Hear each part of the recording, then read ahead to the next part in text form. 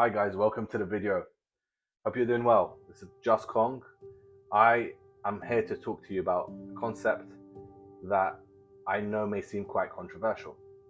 The lie of positive thinking. What they don't want you to know. The truth is, for the last 15-20 years, I've been self-developing, working on myself. I've transformed my life completely. I'm not the person that I was 15-20 years ago. I'm a completely different person in front of you today in the camera. And this video is solely for the person who's frustrated, who's not where they need to be in their lives because they are maybe ambitious, they have dreams, and you may also be in a position where you've tried certain things and it's not working. And one of them was positive thinking. You see, positive thinking is phenomenal, it's great, it improves the way in how you react to things in your life. But at one point, I got really frustrated, angry, and I just realized time was going by, and a lot of these aspects that I've changed in my life improved my life, but they didn't get me to where I wanted to be until this one revolutionary philosophy really shifted everything in my life completely. You see, I traveled to around 100+ countries. I've read over 100 books. I've got loads of books. I've got a huge library, and that library has been built on me trying to find the answers, me getting on the plane, trying to discover and find myself in the world. And I always said, you know what, that combined with positive thinking is going to really solve everything. Ladies and gentlemen, I can confirm 100% that is not the case. Positive thinking is required, but the concept of self-mastery is what changed everything for me. You see, self-mastery is the idea and the concept that if you master yourself, you will conquest everything that you ever envisioned in your life. And the quote that really solidifies the foundation of this philosophy is, "He who conquers himself conquers the world." It's such a profound quote, and it struck me, and I hope it strikes you too, because for me, that really gave me an insight into a new world. I started to realize that what I was looking out for in my life was actually not outside. It wasn't in 100 countries, it wasn't in books, it was actually inside internally. See, this philosophy talks about the kingdom, that everyone is a king and queen in their own right. Everyone has the ability to become the best version of themselves. The highest version of yourself exists inside of you, but they are shackled. That individual, you, the better version of yourself, is actually shackled. It's shackled through limiting beliefs, and those limiting beliefs don't allow you to become the person that you need to be because they're chained.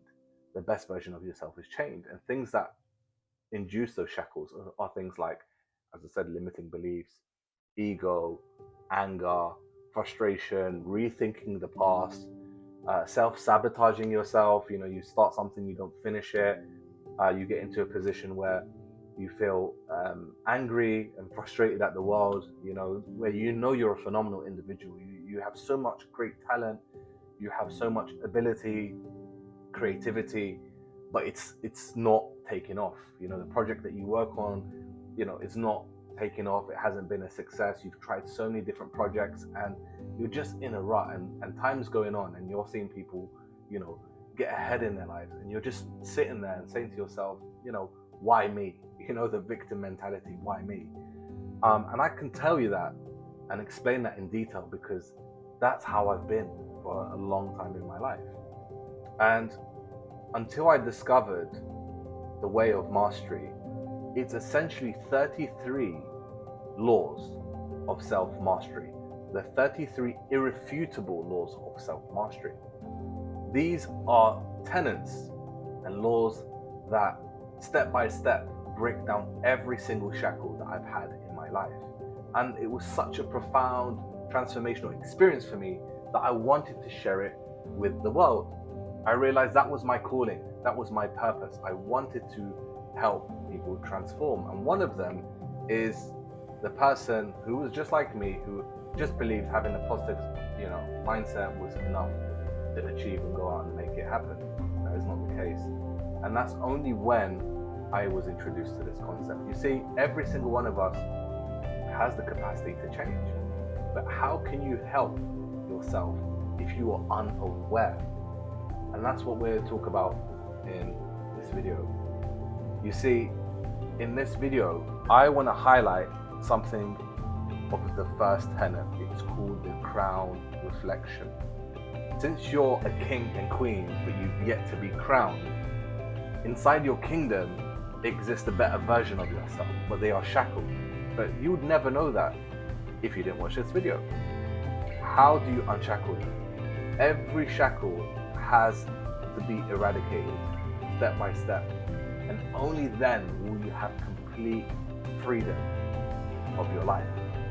I'll go slightly a bit further in this in other videos, but it's a profound reflection. And I want to ask you a serious question here.